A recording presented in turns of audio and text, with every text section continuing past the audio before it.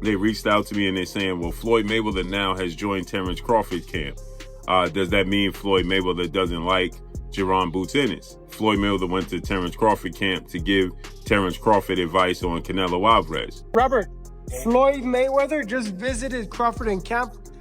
Is he going to help him how to beat Canelo, any of that? Why not? He beat Canelo.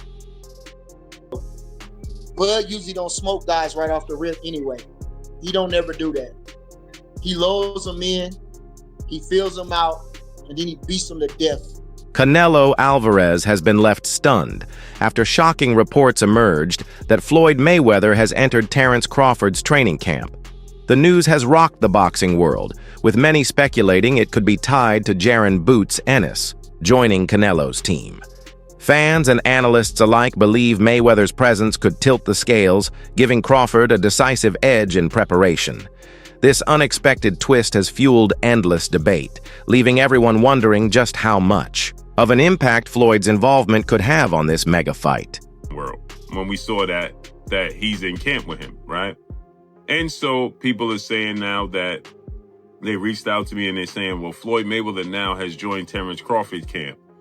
Does that mean Floyd Mayweather doesn't like Jaron Boots Ennis? Floyd Mayweather went to Terence Crawford camp to give Terence Crawford advice on Canelo Alvarez.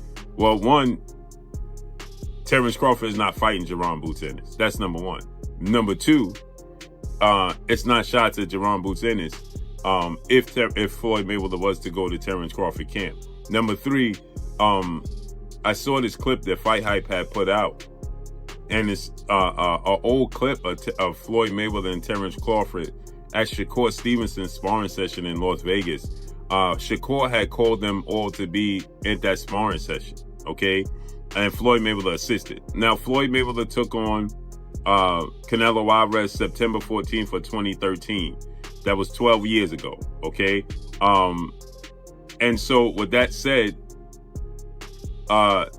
this one has nothing to do with the other. Floyd Mayweather, from what I'm being told from Terence Crawford's camp, that he has not went up to Colorado and helped Terence Crawford do anything. Okay. Now, I don't know if he's willing to or not. I don't know if Terence Crawford reached out to him or not. I don't know if they spoke on the phone or not. But, you know, it's when you saw Terence Crawford and Floyd Mayweather at the top-ranked gym watching Shakur Stevenson, and they had a conversation with Eddie Hearn. That's very, very old. Okay, that's very old. Now, Floyd Mayweather has stand pat on Terence Crawford is the best fighter in the world currently right now as it stands. The buzz intensified when Pound for Pound posted a picture of Mayweather alongside Crawford, instantly sending shockwaves across the sport. For many, Floyd's appearance marks a turning point, as his unmatched experience could provide Crawford with vital insights against Canelo. Yet the timing of his visit has raised questions about deeper motives and hidden strategies. Legendary trainer Robert Garcia, however, approached the matter with calm logic. He stressed that Crawford's success comes from years of discipline and mastery, not sudden outside influence. Garcia believes that while Mayweather's presence excites fans, victory will ultimately come from Crawford's own dedication, adaptability, and proven ability to overcome challenges. Not a single visit from Floyd. Robert, Floyd Mayweather just visited Crawford in camp. Is he going to help him how to beat Canelo, any of that? Why not? He beat Canelo. Pita, what do you think about this? Mayweather visiting Crawford in camp. Does that help Crawford at all? No, motivation. Mayweather's very charismatic. No, it doesn't make it. Maybe they saw Boots sparring Canelo and they had to respond to that. You don't think so? But that's a big advantage for Canelo to have Boots spar him. Yeah, Boots is just like Crawford. Boots is very good and very. I think Boots. You don't think Boots is like Crawford?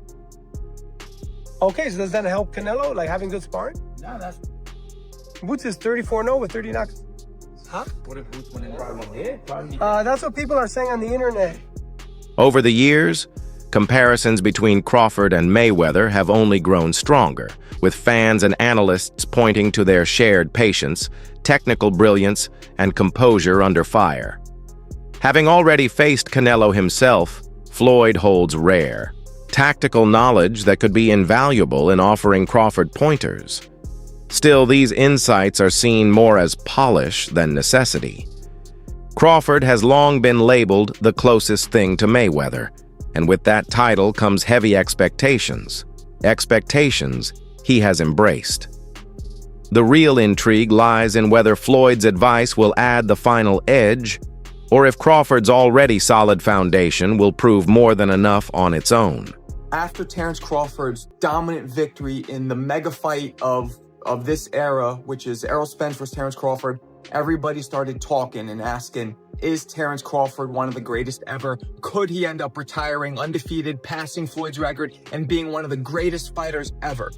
And that performance definitely put him on the right foot toward that direction. But I wanted to look at Floyd Mayweather, who is possibly the greatest fighter ever and was the greatest fighter hands down of the era right before him. I want to compare Floyd versus Terence Bud Crawford. They both fought it at 147. This, in real life, if the eras aligned, could have been a matchup that could have realistically happened. And who would have won? Now, I don't like making these predictions until a fighter's career is fully over because we don't know which direction Crawford's career can go. Looks like it's going to just keep going up, but you never know. So I like waiting until fighters retired. But I want to compare the two fighters here. Look at sparring. Now, guys, I use sparring clips because I cannot use fights. Boxing analyst Al Stanton has highlighted just how sharp Crawford remains, even at 38 years old, an age where many fighters start showing decline. Instead, Crawford continues to look explosive, fluid, and hungry. In sparring, his reflexes remain razor sharp, his punches precise, and his intensity undimmed. Stanton notes that what sets Crawford apart is not only his physical condition, but also his mindset, one of constant growth and evolution. To Stanton, Crawford's drive makes it clear Canelo will struggle to match the energy and urgency that Crawford still brings to the ring. And most recently just got back from Colorado Springs, Colorado, in training camp with Terence Crawford. And mainly that's why we're here. So if you can, what a lot of people are going to want to know is, how was the experience getting in the ring with Terence and, without giving away situations and game plans and stuff like that. What could you tell us from your experience in that camp? He don't look like a 38-year-old in the ring. I can say that. Experience. I sparred him a few times. He's good experience, and he's just different, man. His heart different. I really think he's gonna pull this off. So I would say, how long you been coming here? 2 years. 2 years. So I would say, like, about a year and a half ago, he first sparred Lester Martinez, who's on the undercard of Crawford Canelo.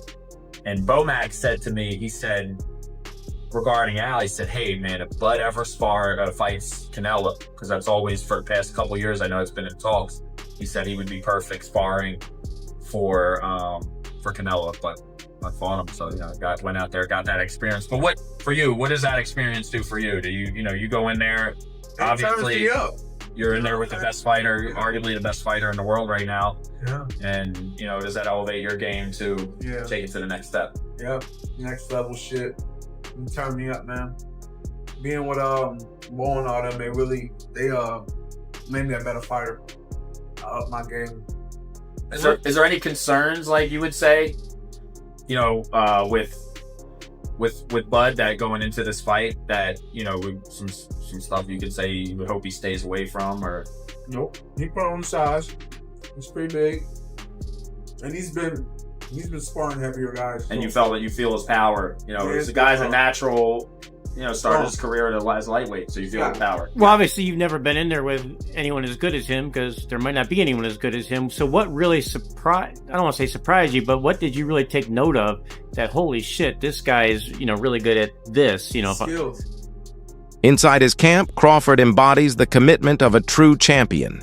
His grueling sessions push both strength and endurance to their limits, combining sparring designed to replicate fight night pressure with relentless cardio work to ensure stamina across 12 rounds.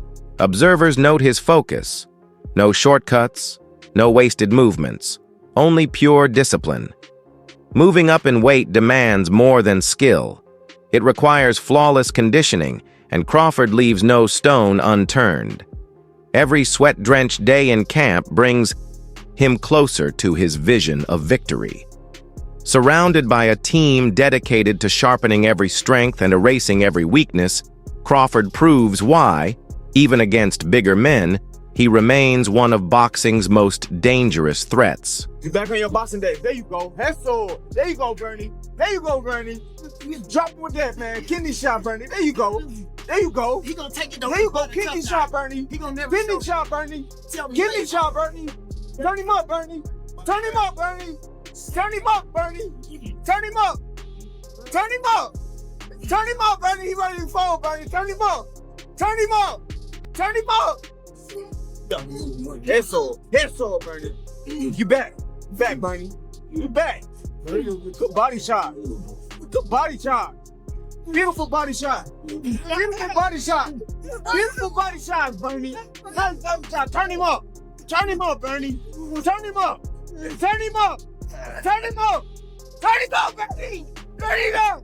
If he dies, he dies. If he dies, he dies. Hey, Steven, you was over there like.